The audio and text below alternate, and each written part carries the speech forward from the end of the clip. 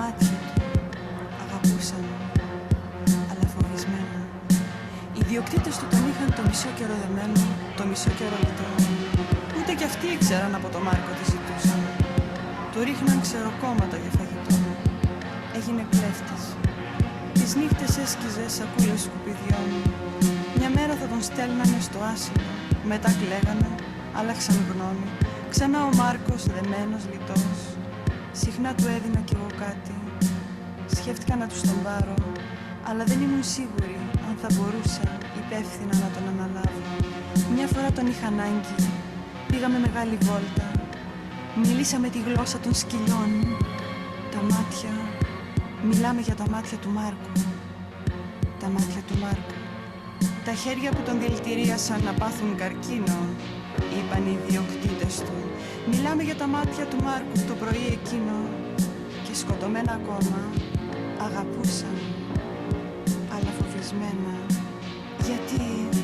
Γιατί σήμερα που ο ήλιος με κινήσεις Θεού ειδονιστεί, τα φύλλα των δέντρων γυαλίζει απάνω στα παγκάκια. Γιατί ο Μάρκος να λείπει, γιατί να μη ζει? Μιλάμε για ψέματα. Οι ιδιοκτήτες του μπορούν να κλαίνε εύκολα.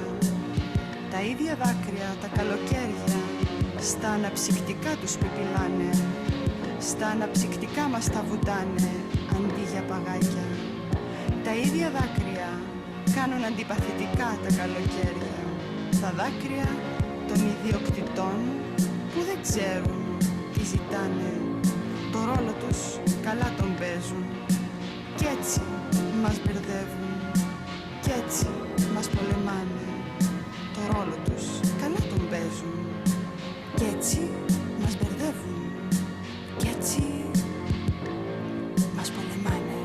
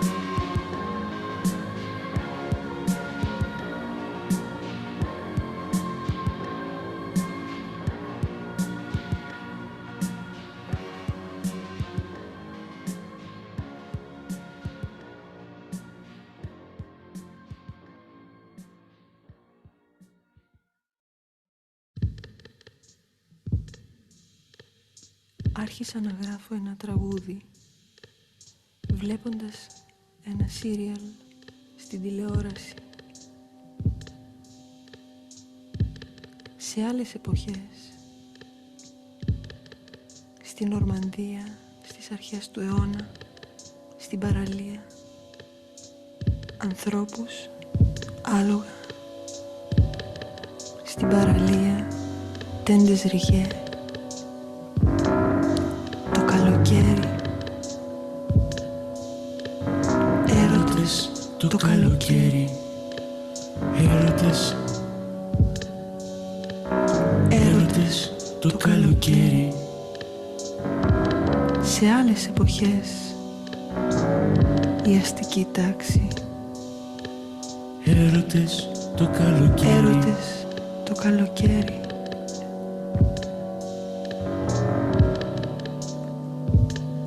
Μακριά μαγιό, κάτω από ψάθινα καπέλα, πάνω σε άλογα, κάτω από τέντες ριγέ. Έρωτες το καλοκαίρι, στην παραλία, στην Νορμανδία. Άλλες εποχές, οι αρχές του 20ου αιώνα. Στην τηλεόραση, μέσα μας ο φόβος του τώρα. μέσα στα μέσα ενημέρωσης. Αποκλεισμός.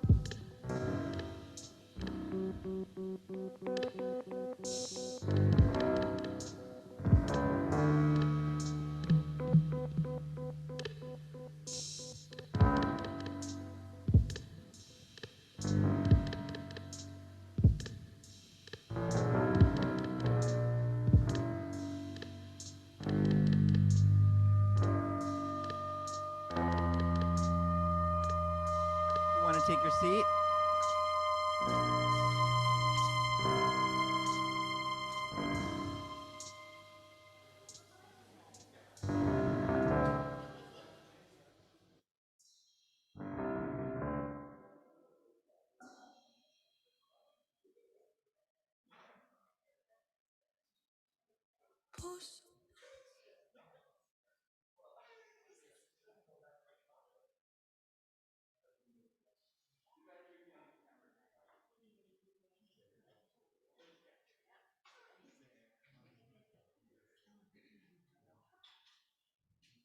Hello, everyone.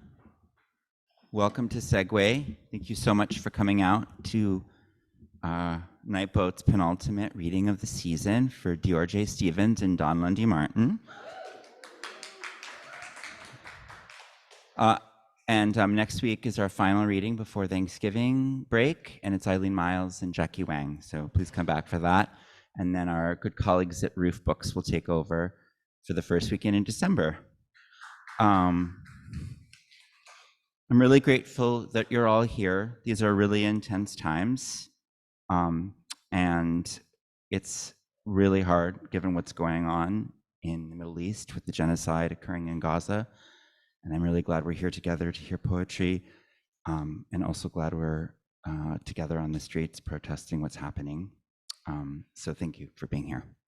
And I also want to thank my colleagues, Lena Bergamini and Gia Gonzalez, who is on her way, for helping to put the season together. And a special guest is our design and production coordinator, Kit Schluter, who is here from Mexico. So welcome, Kit. Dior will read first, and then we'll take a small break, and then Don will read. And my colleague Lena is going to introduce Dior. Please welcome Lena.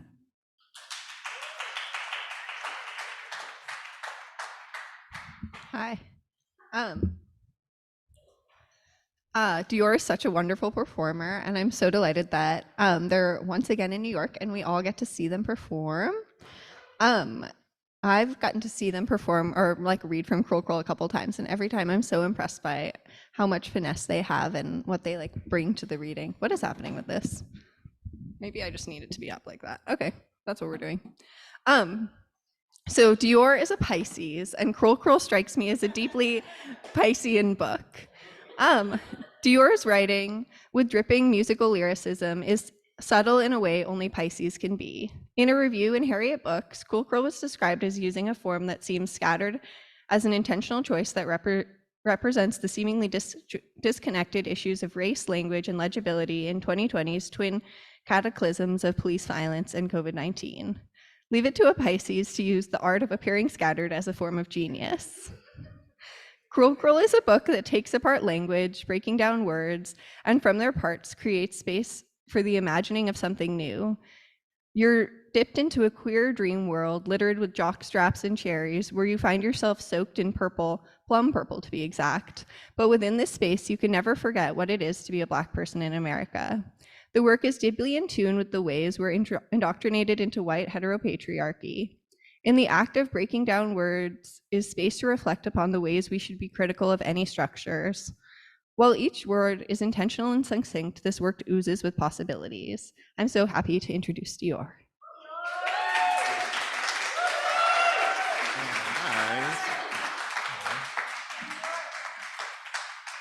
Thank you, Lena, and thank you all so much for being here. I'm tall. So we'll see if it happens. There's real artists making it happen. Hello? Okay, appropriate height. Nice. Hi, everybody. Thank you all so much for being here with us and being here while my somewhat scattered lateness was like showed up and I was like, I want to project and warned no one. So we're going to see if this works. I just want to actually start out really saying a lot of thank yous. I won't do too much of that because I know we hear enough of that as it is, but I've been thinking a lot about how much nothing is done alone, and how grateful I am for the people in my life, near, far, virtual, not virtual, in person, whatever, that not only support me, but actually believe in me in this work and want to see it thrive and commit to that in the ways that they can. And so there's a bunch of people who fit into that. I'll be thanking some of them throughout. I apologize in advance for whoever I may forget, but broadly everyone knows who they are. So thank you so very much. And thank you to everyone who's here. Thank you to everyone online. And oh, look at God, amazing, cool. Cool.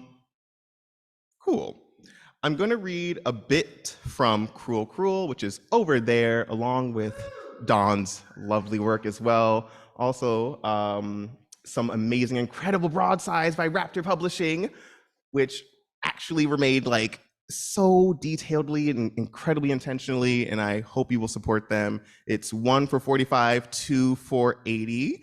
I did that, guys. And there's not just some for me, there's one actually in support of Free Palestine in Gaza, and if you mention that you've called your reps or done something similar, we'll be happy to gift you with one of those. There's also a broadside from Zan from last week, so y'all should really check those broadsides out. So thank you to Tara and Raptor for bringing those along. Hello, hello, hello. There's so many thank yous. So I'm just going to litter them throughout the reading, because if I start now, we'll never finish. This first one is a newer work. I'm going to sprinkle in some newer work if you don't mind. There's some new shit. This first one is titled Dear Reader, which is actually on this broadside, again, on sale over there for $45, 2 for $80. All right, this is Dear Reader. All this time, I have been trying to spare you, for I cannot claim reliable narrator. You want painted picture breaths, while Ohio rivers its way through adequate recollection. I can't blame you. I've scripted sound out of form. Still, you cannot hear me. No matter what the mouthstock fruits, you'll think horizontal swings up down when I say verticality has halved this family tree. When I say is survived by, you'll hear Chesapeake caress. When I say, here, an unfurled hand drips fresh life onto 367 silent carpet miles, and all that future splatter on the wall. I could say this is solely fabrication extracted from retellings of a narrative I can't fix myself to skirmish. I could say a man shrinks to star, a sun dissipates to nebula, spotlighting 3 unenthusiastic successors trailing behind their print-struck king. Thank you. Well, come on in. This is a chill space, child. Come on in. This next one is the first poem from Cruel Cruel, which is one of my favorites. It's a long form poem, the only long form poem in the book. And it's funny, I posted, that I was going to be here or whatever on Instagram, and someone, Hugh from Cave Canem, said something. They were like, hi, Dior J is cruel, is the only cruel I want to exist in this world. And it really touched me. That was really beautiful. And then I kind of got into, as we do as poets, a dark space of thinking about, I wrote these poems in 2020 in response to so much of what we were seeing going on in the world. And 3 years later, we're still seeing a lot of that same violence perpetuated not only here, but across the world. And it's kind of frightening how much that invisible world, or that invisible world in the title, Cruel Cruel, that invisible word is world, is still much alive today. This is Once Again. You see it? Let me zoom in for you. There you go. Once again, reminded I am not enough. Rough snout stuffed full of pretty wisdoms, no outside luster be. Once again, reminded how a smooth 7 ain't never gonna be no tantalizing 10. Once again, inferior to Greek statuesque bodies captured in grams untethered sickle cellular devices. Once again, flying over occupied lands on a white man's snowy dime. Once again, flashes of tens of putty bodies. Once again, self-destruct, self-sabotage, self-low, deeper than rivers of flyover envy. Once again, reminded I nothing, reminded I ching, reminded I worth the worth of half a feeble man or a quarter of one sparkling black boy.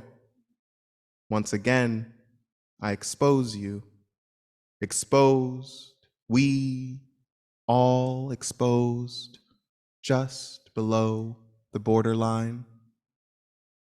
Once again, shit goes left, left, left, plight left, left. Once again, feminine nails, masculine chin strap, feminine digits, masculine eyes, masculine maudlin, feminine chainsaw, masculine born again, feminine. Once again, holding breath like it owes me something. Once again, wings flap restless dust up in our house of smoke and ain't shit on fire. Escape. Once again, anticipating chemtrails of yesteryear to sprinkle over me, warm like I've forgotten. Once again, mama. Once again, unnamed, or I refuse to give you name, feign Alzheimer's early onset. I know the Mary ain't helping. You hush now. Ooh, once again, clutching diamond ancestry. Yes, I speak of ancestry lined with diamonds and ivory blood. Leone, you captive, captive. If I go home, when I go home, will I go home? Do you have a home for my baggage? Once again, blink fast. Big girls don't cry. Big boys pay bills, fuck bitches, get money. Once again, mind endless. Once again, scroll infinities laced in front lines. Good times, mostly lapsed. Once again, Sign here. Kiss me. Sign here. Kiss me. Initial there. Rapture thee. Once again, a language given unto, reworked new, or perhaps refurbished direct.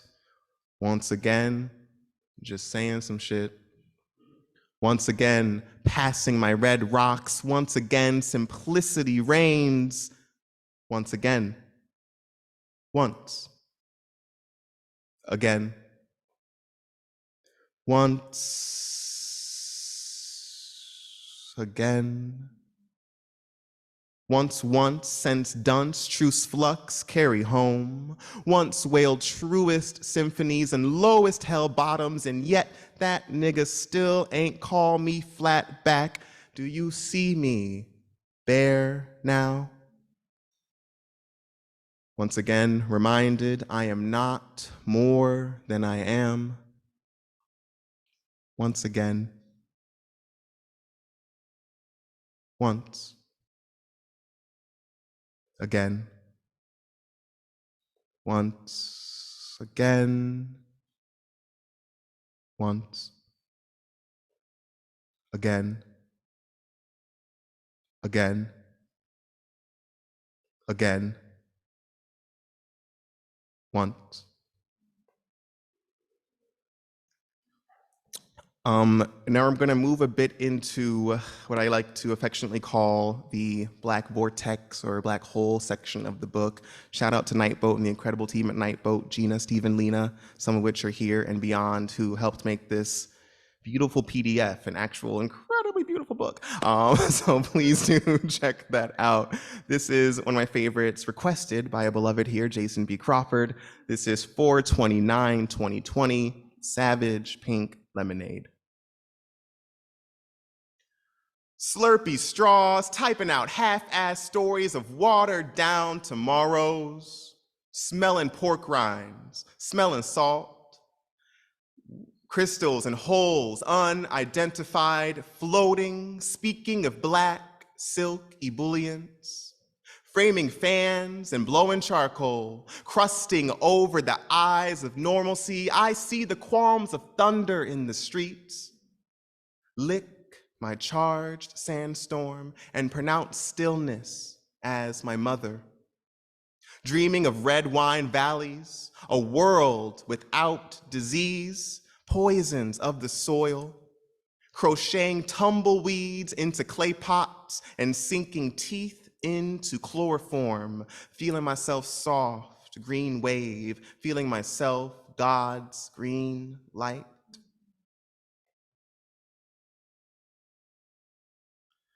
Moving now into the last section of Cruel Cruel, this is UIP, UIP standing for Untitled Yellow Pages. In the midst of the pandemic, I'm a really big writer. I don't like to do too much digital writing. I ran out of journals, as you would never expect a writer to do in the middle of a pandemic. It was like, oh shit, I have no more paper. So I only had these really ugly, like those yellow manila paper things, and I hated it. Like I actually hated writing on them, but then a whole book came out, so here we are.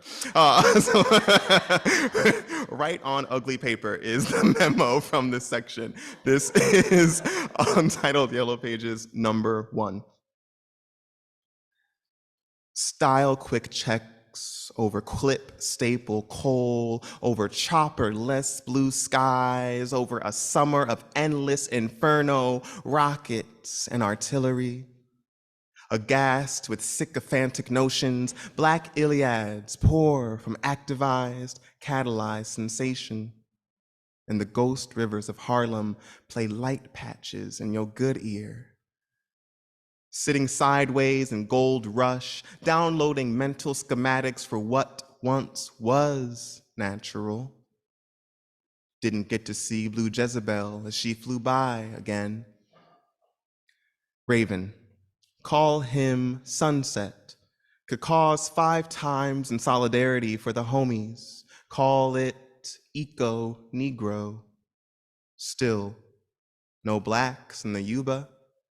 Only nude lily whites and 8-ball peacocks. Still, there's a hope in the wind that slant pessimism. How y'all doing? We good? Checking in. We good? This next one is Untitled Yellow Page number 2, which, thinking about protests. This was written after a collective of Black Lives Matter folks and Korean American folks and AAPI folks in the Bay went to protest at this council person's house in the hills of Oakland. And, you know, we told this person, it was not like we were popping up on them. And what was so infuriating was the purpose of telling them was that we wanted to have a dialogue that day. We weren't like showing up to like threaten them per se, right? We wanted to have a dialogue. And when I tell you they dipped out of that house, the shutters were closed, all the blinds were closed. It was like they left. Okay, they had left. And of course the protest continued, but there was that sort of initial wave of us sort of feeling, damn, we just wanted to talk. This is Untitled Yellow Page number 2. A candle holding revolutionary hands. 6 clown cars with hornets' nests up top. Beating Kwangari, Jangu. The might of 2 swells smashing chalk on 82K a year. Open your windows, Lauren. Why aren't you home, Lauren?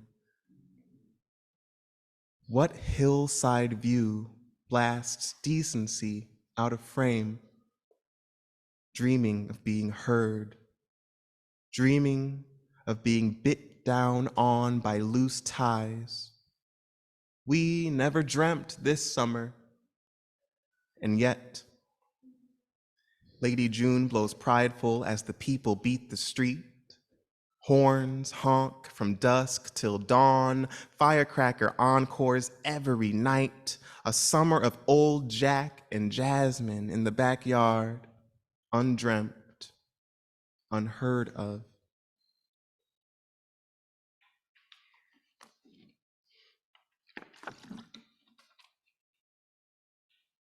This next one is Untitled Yellow Page number 3. Shout out to Peach Mag and the wonderful team. They picked this one up and published it, and it was one of the first to be published from this book, and it always makes a lot of sense. While I was writing this book, I was reading the Quran, reading and listening, I should say, because I wasn't aware that, you know, it's sung or meant to be sung. And so when I first encountered it, I was just overwhelmed with the beauty of hearing it. And I'm grateful to kind of have it, or have had it and still have it as a guiding force throughout this collection.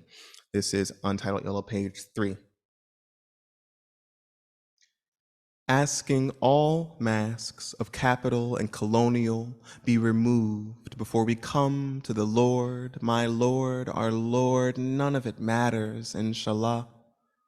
Say 52 Hail Marys for your ancestors lost in uncharted, unfriendly waters. Throw your back out in prayer, for they see you as your blood, inshallah.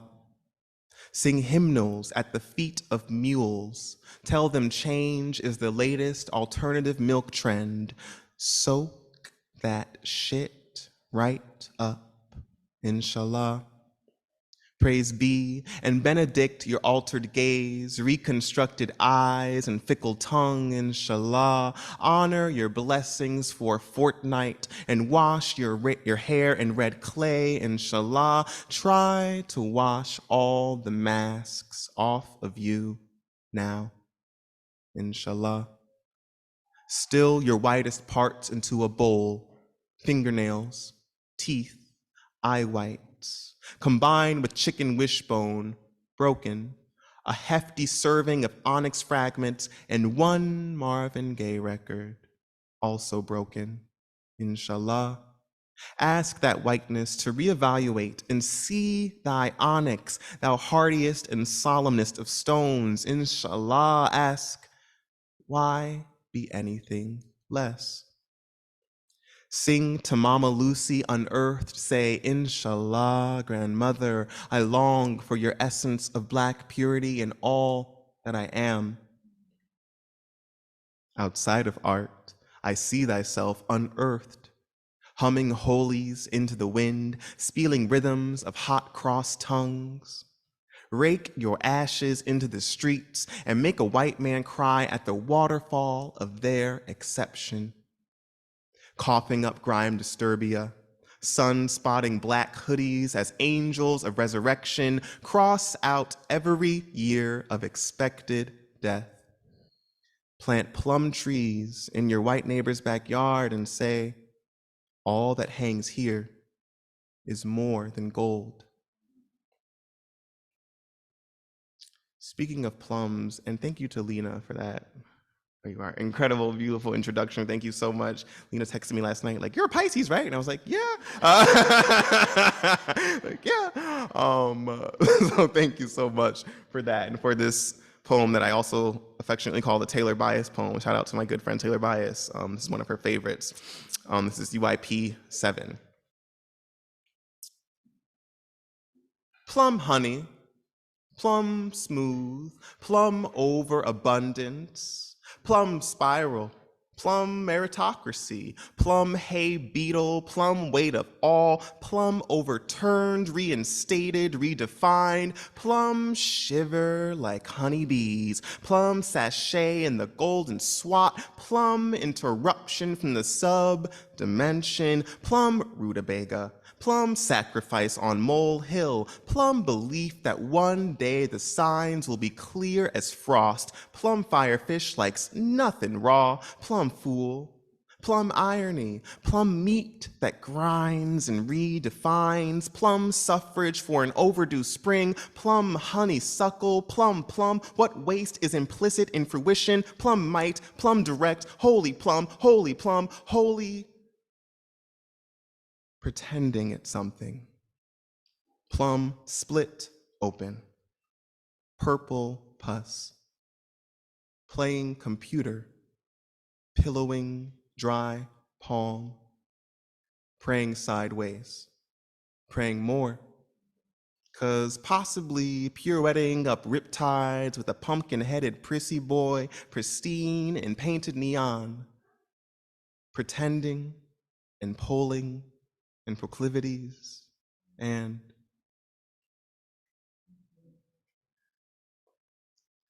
these next few are from some newer work and also were published recently in Some Such Stories. Shout out to Some Such, based out of the UK, an incredible media and arts collective. This first one is Dim Lit Refrain. Oh, look at that, that's fun. I'm sorry that you might not see. Oh, there you go. All right, this is Dim Lit Refrain. I couldn't give the light of me, so I unfolded bones till they popped a symphony's will. Adhere to the commands of have and have not, split my tongue into 5 tendrils, learned how to walk and coo and lull and lick and savor and jab politely. Had to yield to the least appreciative recipient. On holidays, I sharpened my nails to deface the monument of me. In the end, those mama's back crack pavements lined histories into the epidermis, and these bones don't sing anymore. Shall we pick a number? A fish in the wild, caught, shall hook its captor by the jaw. We yank our victors out of homes and pick them into breathlessness. Pinned down, a neck snapped, will be told to be grateful for being chosen. I'm not gonna read that one. Power. This is another newer work. There's no power up here. This is another newer work. This is Sandra's Voice. It's a bit of an erasure from a song. You want to come up to me later and ask what song, I'll tell you. But here it is. It's a mother leaving a voicemail. And if any of us have overbearing mothers, you know what those voicemails sound like, child. Shout out to you, Mom. Love you. This is Sandra's Voice. My mom's name is not Sandra, so okay. This is Sandra's Voice.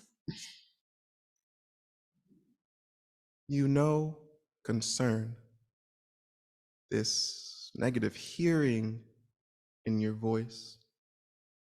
I appreciate where uncertainty stems. You have reason, questions, anxieties, disillusioned feeling. Oh, skeptical you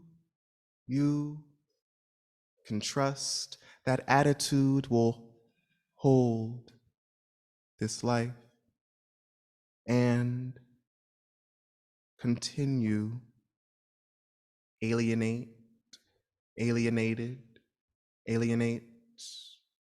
Give thought to this because know your desired desires. These days, others go, we go. Trying to decide which two I'm going to read. Yeah, I'm going to read these two. Okay, great. I'm going to read 2 or 3 more for you, and then I'm obviously going to step aside to let a much cooler, much more powerful poet get up here and grace this stage. It's truly an honor to read alongside Don Lundy Martin, who was one of the very first books I picked up as a baby poet before my MFA. This book looks nice. And really one of the first books I owned in the sort of like poetry intentional world, and just very wild to be here sharing the stage with you. So thank you so very much.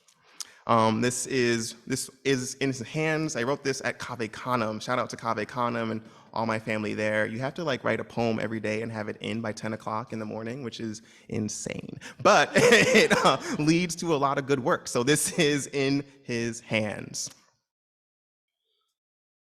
Power don't dissipate amongst niggas. It must be accounted for, must be marked murking, must be lurking in its smirk, must be harped across cold stone faults, lugged from loaded lightning, transfused into bloodstream, into murkings of utility and privilege. Power don't dissipate none. It must be prescribed, printed in mass and metals, administered to make skyscrapers out of hillocks, hoodwinked to think seesaw hydraulics somehow weigh equally. What rhizome ghosts of paternalism promise to every trace of this bloodletting. This line must end. This line must end. This line subterfuge, this self-murking, sliced delicate to horn-tipped heart fat. Where does a grief-stained boat go to dock? I murk myself to amputate memory into something biodegradable, something profitable, practical. Looky here, power don't dissipate before bloodthirst. Only manifests itself into the apple of every hungry eye, perception, lozenge, bone-headed desire. That word again, desire. Slapped like this whole world of tumble-mite eyes, palms of his hands, full with runoff power. I murk perception, relay it back to depreciated historicities, plead to this rot-rooted ghost town and say, won't these power line mongrels push this boat to shore? To whichever dock got a spot for every teardrop tattooed with my name on it. Instead, I say, I don't care if you know what you think you know. There's a proper procession to the beat of power. I'm deciding on the last one to read, guys. Don't judge me. All right, I'm gonna read this last one. Thank you all so much for being here. I know I'm forgetting a bunch of thank yous. Thank you to my family, a big thank you to my family, my mom, my aunt, my uncle, my ma, and everyone else. I love y'all so much. I know y'all are online. And thank you to all of my beloveds and friends. None of this is done alone. So I'm just eternally grateful. And shout out to Jason B. Crawford again, who created a form once and then like ditched it. They hated it. And I don't really remember a lot of the math. It was like fives and tens, and I don't really know. You'll have to get back on that. They're right there. Ask them. Okay. But they ditched this form, but I got this good poem out of it. So here we go. This is. I mean, it might not be good. I don't know. This is a refusal of subject. Ask them for real. There would be capital alms and silence on the counter. To counter the silence of a body, only alms suffice. Only a body may freeze before the counter is received. Before the body freeze, bones wrestle themselves into consent. A consent wrestled into form like a balloon before God. And like a god, form fashions itself into waking paralysis. A demon atop a chest, itself a fashion of imprisonment. Imprisonment of the I, imprisonment of the self. A sentence sentencing a subject into an imprisonment of submission and silences sentenced on the counter, the subjectivity. Thank you all so very much.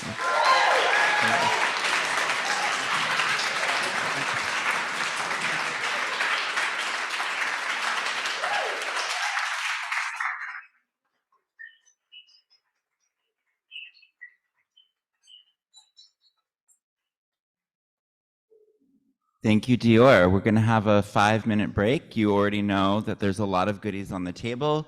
Restrooms are behind me, and we'll be back in 5 for Dawn.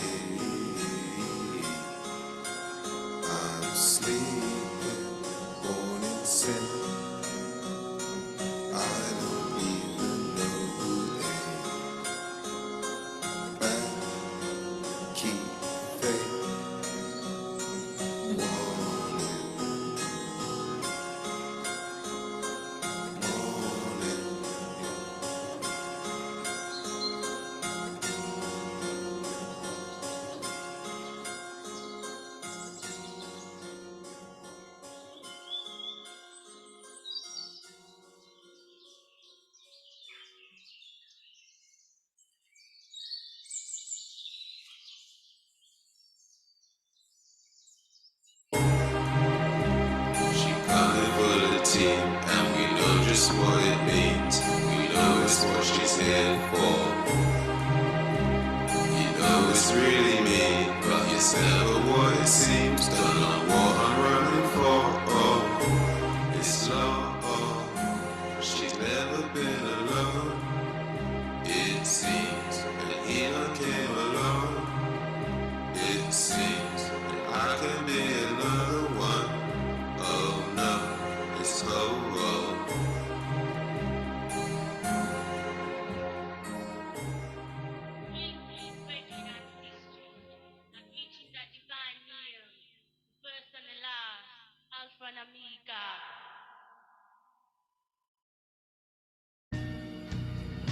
Wish you never met her. Don't you wish you never met her? Wish you never met her. Wish you never met her. Caution slander. Up on Africa, the eagle winner. Via. Nobody knows.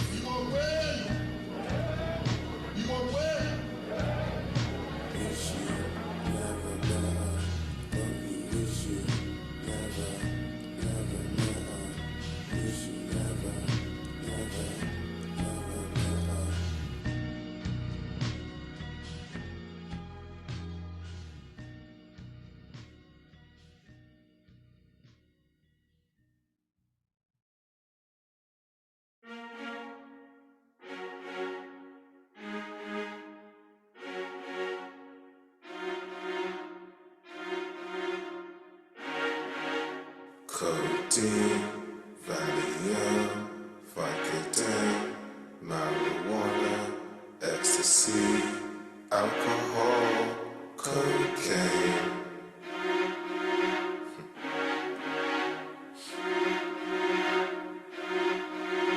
Codeine, Valium, Vicodin, marijuana, cocaine, cocaine,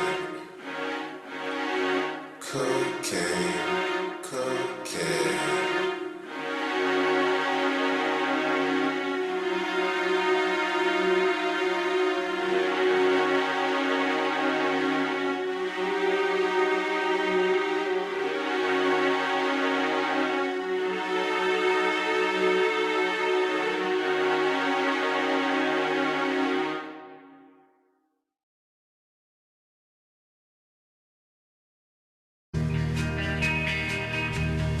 It'll be the last time that you see me. Holler if you hear me. Cause you know I've been a friend and I've been a fiend. Silly me. It's the last time you hurt me. It's the last time you feel me.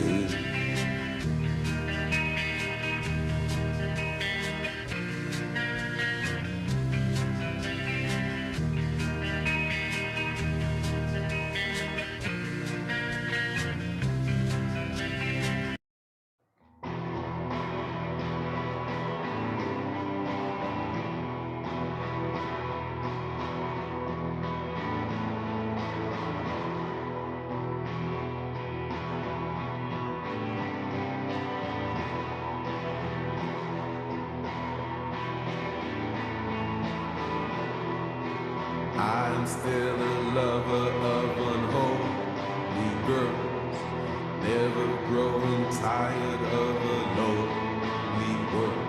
Now we have grown apart and I am on my way.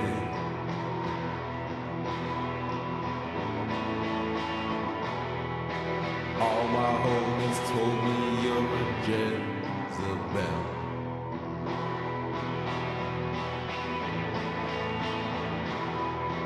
Thought it would be better if I see myself.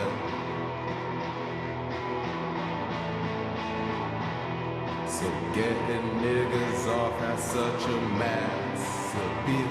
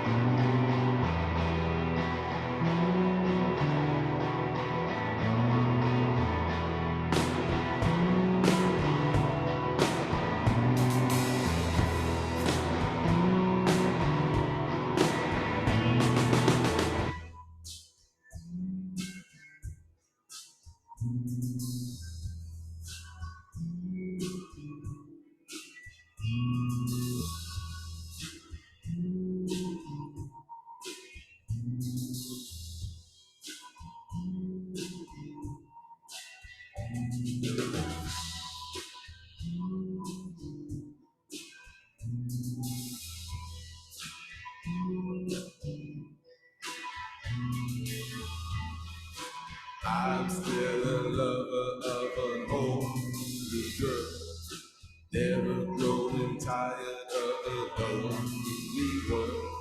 Now we have grown apart and I am on my way.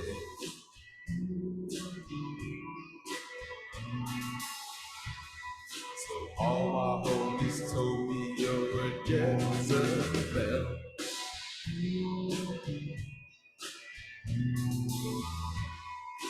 Thought it would be better if I see myself.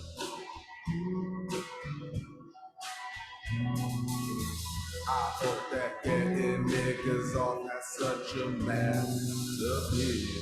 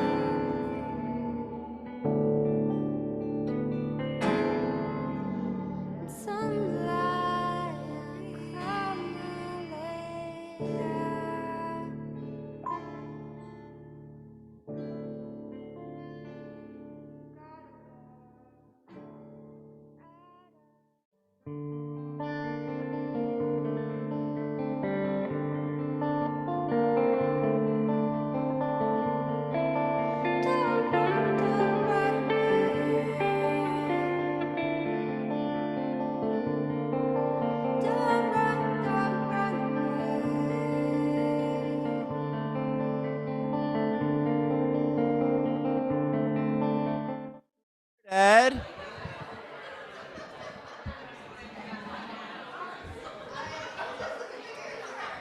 We'll get started. Everyone, if you could take your seat, please.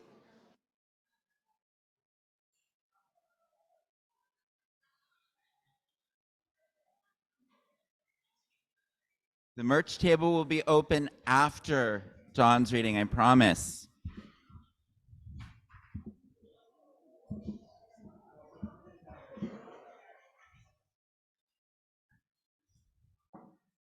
I love the way Dawn Lundy Martin's poems work, seemingly casual, then linguistically dexterous, leaving you bereft, feeling haunted. Her books are rigorous and exacting, like Discipline, archival and formally inventive, like A Life in a Box is a Good Life, and multimodal and embodied, like Good Stock, Strange Love. Her new book, The Instructions for the Lovers, which Nightboat will publish in June, continues her push into the lyric, revealing poems layered with memory and affect. When I first read these poems, I remarked to Dawn how difficult this is to do, to walk right into a lyric space. It's so difficult to pull off without trafficking in cliche or sentiment, but boy, does Dawn do it, and more than does it. One of the lovers describes Dawn as fragile and then a superhero, which fits the feeling of reading this book seesawing between a position of strength and the lacerated surface of our world, the poet's world. These poems spring from the quotidian of middle age, refreshingly unique, capturing the rhythm of the domestic, the presence and history of the lovers, desire, fucking, punctuated by conversations around wants and needs and that history. There are poems of resistance and resolve, such as the photograph's Black aliveness. I love how much these poems leave out, how narrative is hinted at but stays off stage. The larger philosophical wrestling is present, serving to balance and broaden the lyric space. This mix of registers was like magic, and I read the manuscript like some people read a novel, drawn in deep and read straight through to the end. I marvel at Dawn's imagined music, images and music, which made me laugh or tear up or smart. I'm humbled by your ability at compression and your deft way of collapsing the layers of experience, observation, and thinking through the intimacies and the devastations. Dawn is the author of 5 books of poems, including the Lambda Award-winning Life in a Box is a Good Life, and the Kingsley Tufts-winning Good Stock, Strange Blood, and of course, the forthcoming Instructions for the Lovers. With Erica Hunt, she edited the indispensable Letters to the Future, Black Women Radical Writing. In 2016, Martin co-founded with poet Terrence Hayes the Center for African American Poetry and Poetics at the University of Pittsburgh. She served as the center's director and the Toy Derricott Professor of English until this past summer. Now she is Professor of English and Distinguished Writer in Residence at Bard College. In addition to all of that, she's also writing a memoir, When a Person Goes Missing, which is forthcoming from Pantheon. Please join me in welcoming Dawn Lundy Martin to Segue.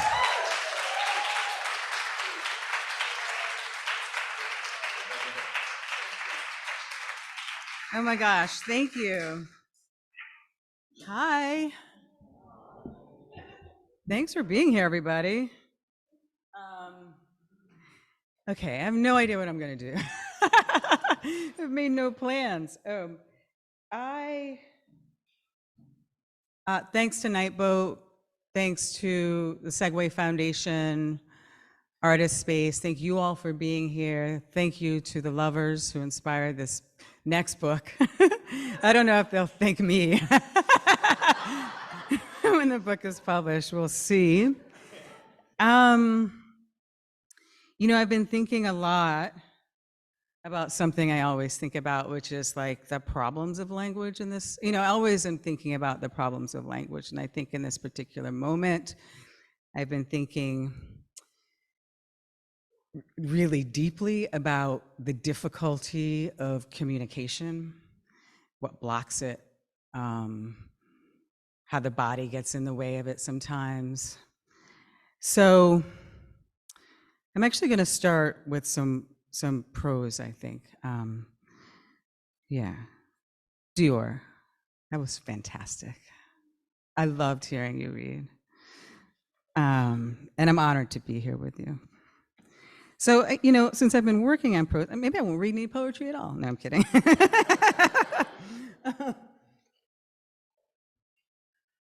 I'm going to leave that open. I'm having like a dry mouth problem. So I'm going to start with some prose, and because I don't know what I'm going to read from the manuscript, I'm going to make a bit of a mess on the floor.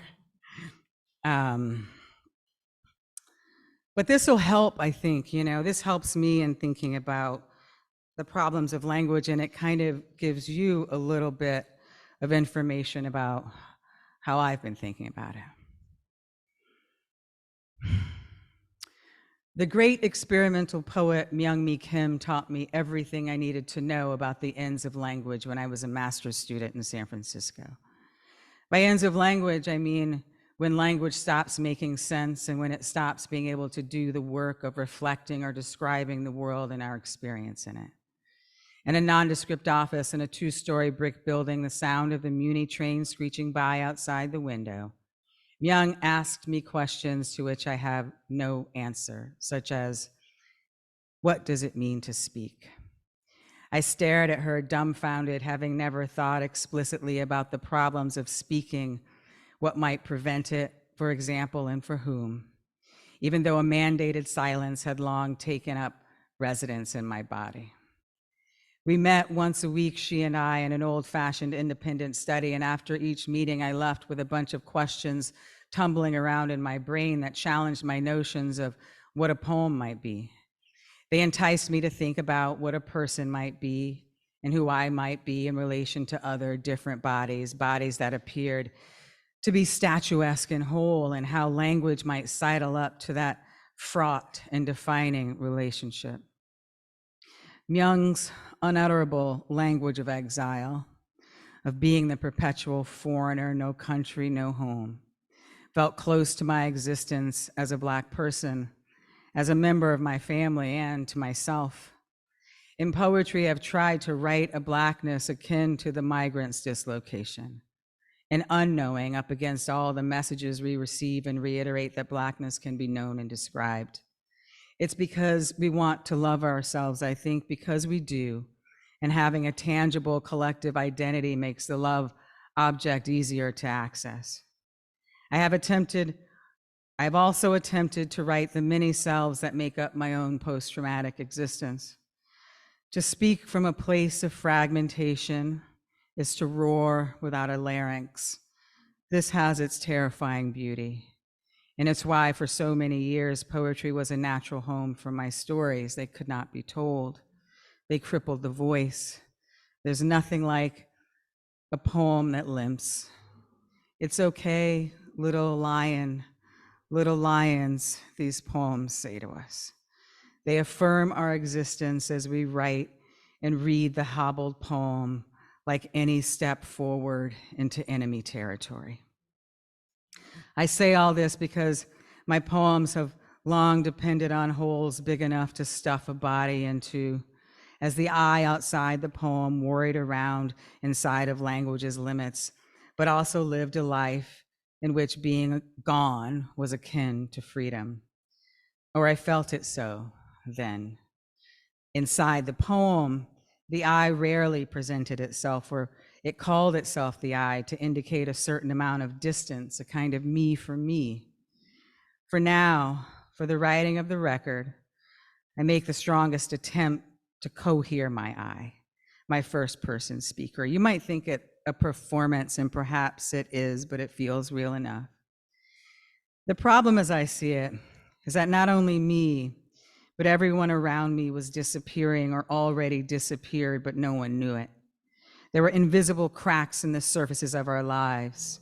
You could just fall into them, and underneath whole repressive systems that echoed in our thoughts like scary dreams. We could not see those systems, making resistance feel impossible. This is what happens when you're merely trying to survive. One postures freedom. This is what happens when the society in which you're a part of assumes you're already dead. One postures being alive. There's a random bird hopping across the grass in my backyard right now, clueless to the dog napping under my feet, whose nature it is to torment the bird, maybe to death. They say nature can be brutal, that man is a part of nature. We live in a moment where a whole generation of a kind of young person wants to open us up to the suffering we've muted in our bodies so that we might work toward healing through self-care and a careful holding of others' feelings before those feelings are even felt. For this generation, as my friend Angie says, everything hurts. For us, almost nothing did, inured as we were to the brutality of nature and of man. We postured wellness, we postured joy, we glowed first-person eyes like the sun. So, I don't know, this problem of language, I think that I'm going to read poems about that tend in some ways to violence. Maggie Nelson once said something to me that was an epigraph in Good Stock, Strange Blood, something, I don't remember what it was now, but it was about really like looking violence kind of like squarely in the eye, acknowledging, not looking away.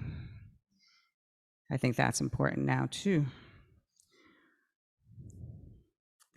So I'll read poems, these are untitled poems from Life in a Box is a Pretty Life, and then I'll read these love poems. I don't know if they're love poems, like fake love poems. I don't know what they are. We'll see.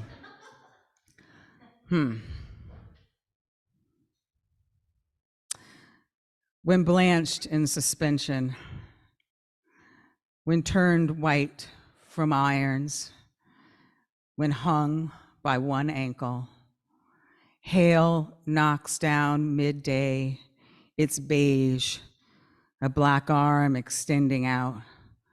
Without fodder, a voice plays background singing. A body is a piecemeal accumulation. It's already fraught. We attempt to construct wholeness. No debris, no breaking off eastward. To button up in a tight gray sweater what has been released. Want to be in your limelight. Want your limelight to cool. Birds coo or cuckoo. Want your clock to be rocked. Press gentle against opening. Resist entering. Hold cake inside mouth. There's standing to be done. Cage ripening to tend. Order, we know, is love.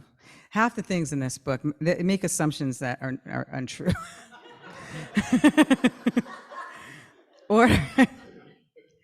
Order, we know, is love. Without clothes, the body feels its own flesh suddenly.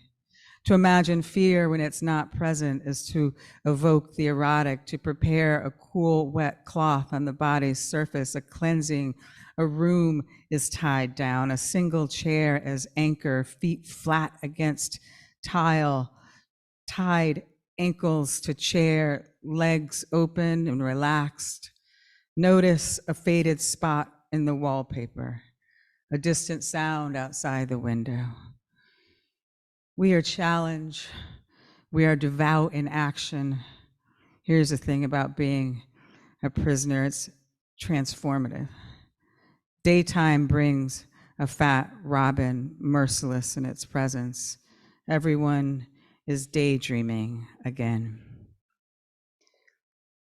Life in a box is a pretty life. Arrangements and things. We all have the same type of feeling. There's some drifting. Breathe into my bag. Flowers. To fight is to lie down among the dead. Unstable space. Claims historical. History is littered with severed cocks. A want to be buried there, those ruins. Things seem from the corner of the eye occasionally indicates a wider haunting, gapes to fall into, or gaps to fall into, or gapes to fall into. Almost everything we've ever desired is diminished when enclosed. Attempts timelessness, attempts prayer, can find no God, no oracle, no air. This is concavity, feel cut of skin, darkened and such emergencies. Who wants a strobe light? Who wants a pickle? Small comforts, hapless encounter on the subway after a show, and we squat down inside ourselves. When the head is shoved, it naturally resists, covers her dark face in black cloth, could be a hood.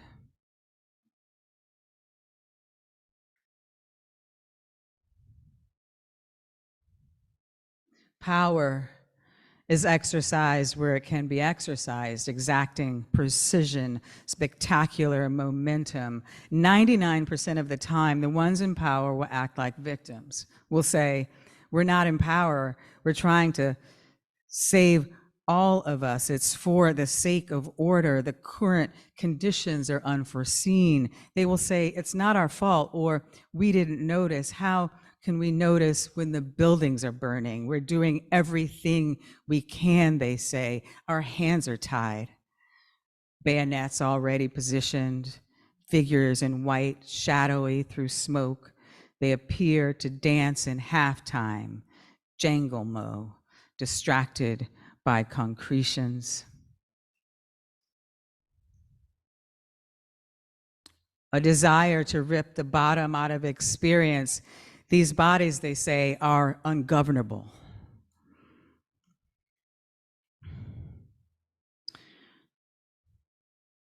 It just feels like I have to read from this last section of the book, and then I'll switch to new poems, and I won't read. I feel like this section, although it was written many years ago, really, speaks to the condition of the human in Gaza in a way. The section is called "Without knowing the slightest thing about war, I find myself an instrument of labor, investigation, and experiment."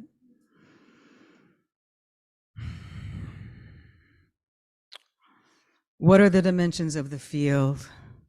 They've put me here in the tallest grasses and strangest fruit and have demanded at gunpoint that I bend into it over and over, but I am so tired and my limbs are sore and I feel disconnected or I disintegrate. A shadow figure towers over me as I exhaust, body buckle, ballast removed. When the dirt is black enough, when my hand is strong enough, I dig into it, open space and fall through other side to a black sound, a black stone, familiar thieves, Urdu, or the last language we spoke before mother's milk. They circle around me, clasping wrists, and I yell into a hole in the earth in earth. My palm proffers Ormo, undoing silt, breakaway. This is the body bending over my body. They have encircled me with their manacled tongues, but I do not understand them. My form is small and lean, but they think that I am large and bull-eyed. What is yielded here is nothing. No sign of blood, no sign of dripping, no ache, only my small form without space around it. What is the body but a leaking form? No room for leaking. A form so tight around my form, it cannot seep or gesture. Complete enclosure. Jaw agape, a work of wheezing, each day to the river, but dry. Weight of crackling. In the hand, a mass of grandfather's thin hair. Wind mass. A voice speaks soft into ear, says irretrievable, says the dog too cries mama. Hair, a spare mass of grief, how to make the self distinct amongst white whales. My form removed from its home, its warmth and sustenance. They tell me I have enough, that I am not dying, but I see my own gray legs ashen to witness the floor, and then it's me on the floor. Carry the draped body feet first, already a hole forked, my spirit confused from return. The slaves blink their slow eyes. They pull their tie knots close to collars, dead wings, faces bald, and speak with ease. Boom, the voices go. My head an empty vase.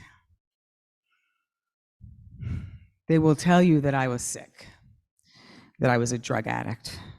They will tell you I died a natural death. Sometimes young people just die. They will say, we don't know why. They will say I was lazy, that I could not work because of disease and just general feebleness. When a crime is committed by a white man, they will show you a photo of me instead and call me a trickster. In the photo, my jaw is slack, my hair wild. They will say that I am unkillable, that my body resists battery by tree trunks, bullets, and years in small cells. When I enter a store to buy something, I will be immediately arrested, and then they will apologize. I'm just a child, I will say. Impossible to be so greasy. And a child, they will say. There are no children anymore. Why are you so sad? They will ask me. Why is your heart so weak? We've given you everything, they say. Why won't you flourish? Okay. Woo.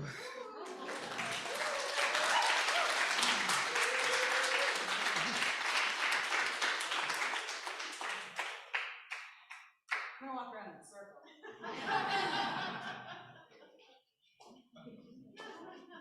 Okay. Okay. Need a moment. All right, I'm just going to read a few poems from this forthcoming book, and instructions for the lovers. I'm not going to read that. I was going to read that. Let's see.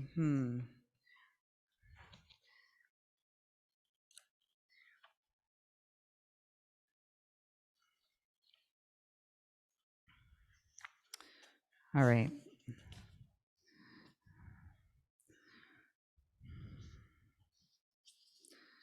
What happens when you don't prepare? It's good though, because I need a moment. Okay, I'm going to start with this poem called All of It. It's a short poem, and then I'll read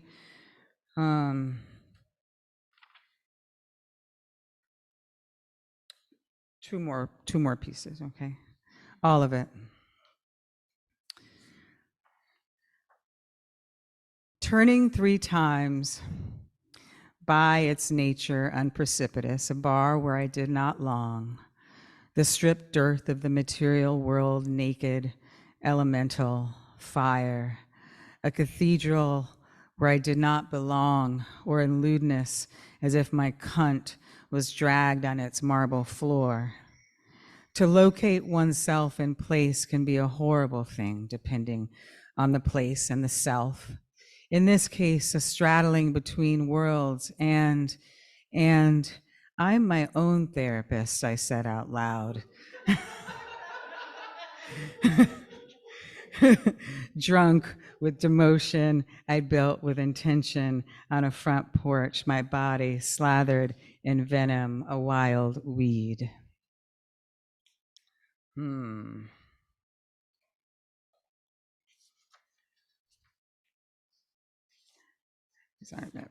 I was a kind of love poem, and then this, I don't know what this is, but then I'll read from the title poem, Instructions for the Lovers. This is called Winter. This was like my attempt, this, in part, like these titles are the way that they are because I was like trying to write titles that were like poem titles that I'd heard a million times, and I was like, I'll just take that, I don't have to think of anything. Many people have called a poem fucking Winter. So I was like, okay. And I wrote this on my phone because I was in Jamaica and I was supposed to be writing, working on my memoir. And then the second I got to Jamaica, my laptop died, and it was like there was no fixing it. And like I was in a place where I would have had to drive like 3 hours in order to get it repaired. So I wrote on my phone, and so they have these really short lines. It seems like a long poem, but it's a really short poem called Winter. I'm going to read it really fast because I feel like that's the way it's supposed to go. Winter. No matter what happens, however tragic, or who says what with whatever kindness or malice, or whatever is done in the name of some imagined ideal, or whoever is on their knees groveling for mercy, no matter which open palm is raised, a common gesture, and the fury of it all to create a beautiful place, he said, amidst the easy brutality of that, like Fred said, and like I said, it's a reminder not to put lead in my feet, as if the nation did not simply yawn into its own mouth, trying to be itself a tango, a sweaty machine, impossible tether. A whale decomposes on the ocean floor. Didn't you know the sea is a giant grave? Where else would they go? My mother cannot tie her shoes flat argument. Does tyranny have its own music trying to find shape? At the university, we exhausted a brand of racism and wanted another. Wanted whatever was wound or wound by invisible wire, our eyes blotted by stones. We could be fresh again. Eager bird minds lift up our nasty bird throats, a gully to soak sound, trampling each other with envy. African Americans, they called us to shave the spikes off our rage. I escaped to the long light of island time, a swollen expanse like the breathing sea amongst the grizzled whites. Who could tell how old skin, a joyless confetti, wherever we were, the smother of their large bodies, monstrous shadow would not lift its weird attachment. You've heard about it. Hands, clamorous forceps, quaffing rum and ale. We're all dying for a sea spray into our nostrils, powder away the bureaucrat endlessly twining toward nothing, the war, the standing with, all of it, the other world, almost fetish catastrophe. I swallowed the seeds too. I left them inside me to rot without a thought. Because a way of getting got is split, wedge, reduction to rudimentary tool use, or a slow killing, imperceptible, eyes restrained, floating in burial drift. My father adrift in dirt, weeds, toward scythe a swinging, toward recompense. What's held in that bubble between loss and black body as severed wing. It is winter. Gray cement has become my face, gazes into cracked accolades, bottomed out race labor, a merciless hunt behind me, a diving that looks like falling. Into my breath, I breathe my dog's last breath. Tell him it's okay, like Alice said. Absent weight of him is what I feel, that other world as dim and unjustified as any closet filled with worms. And to howl is the whole poem's most corporeal flank when hit a crippling. Okay, these aren't really instructions for the lovers, but that's the title. I mean, Nicole, who's in the room, helped me come up with this title on a walk. I can't remember how it happened. Okay. I think this is a funny poem, but maybe not. Instructions for the lovers. The lover was here and then not. This is always the case. The lover persists in loverness and then poof, not poof poof, but out of the kitchen in casual nakedness. The lover is a long tail, though, whipping around, not understanding the sublime beauty of respite. I used to fuck almost any body out of starvation hunger that splits the one into many and leaves you arching toward a stinky mattress on a floor. It could be. I could have been. Times when the world dissolved into waves, who knows that kind of blurry nothingness? Nothing is due.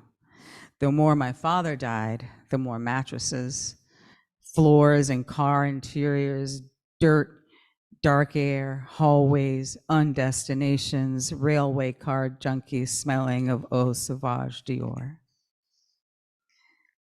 Lover is incorrect to describe the lover.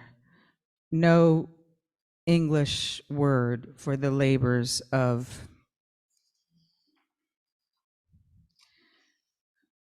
opening red fabric, wanting to be that. There is want, and then there are stones. I was a stone once myself, a smooth, blind projection. I create you in the image of my desire, which makes you nothing. I forget my own desire. I forget my own desire, which has a blame factor, a record of convolution. Remember, I become consumed in waiting, and then there's nothing else. All time is nothing. The days just pass, and I'm in anguish. Anguish is a red hurt basalt, a time of expanded presence. What if we're all lovers? What if we're all little books, little consequences? The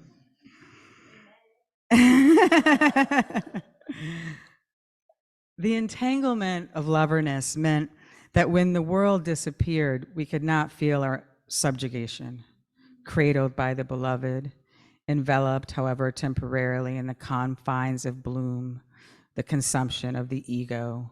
We swagger forth into our gendered selves alongside American rivers. My cap tilted sideways, resolution stands like a remnant. Call forth the tatters of any lover correspondence and dip into its performance. I'm not dying anymore, you whisper into the lover's ears. In the henceforth, what remains is tumbleweed lining the throat. It swells, heartbeat in ears disintegrates all knowledge. Dear lover, you know I lie. I will stop there. That poem goes on, but I will stop there. Thank you. Thank you.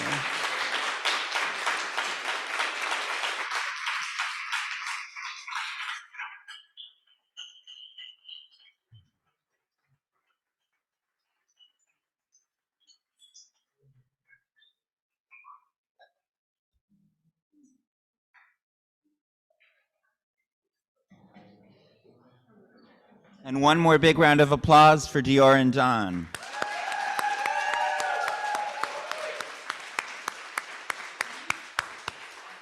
Please come back next week, Jackie Wang and Eileen Miles. Thanks for being here, and check out the gorgeous broadsides, books, and bags on your way out.